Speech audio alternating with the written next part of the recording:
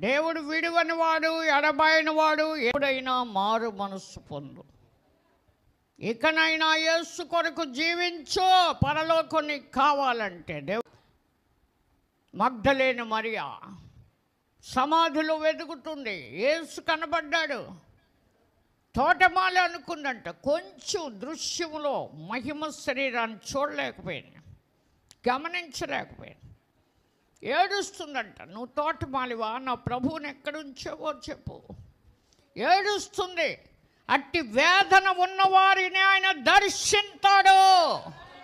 వేదన పొందిన దేశములో మబ్బు నిలవలో చీకటిలో నడిచే జనులు గొప్ప వెలుగును చూస్తారు. ఆ వెలుగే యేసుక్రీస్తు.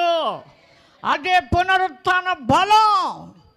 చీకటిలో చాలా చీకటి ఉండగా సిద్ధపరిచిన సుగంధ ద్రవ్యాలు తీసుకుని ఆమె కొందరు స్త్రీలు వెళ్ళారు.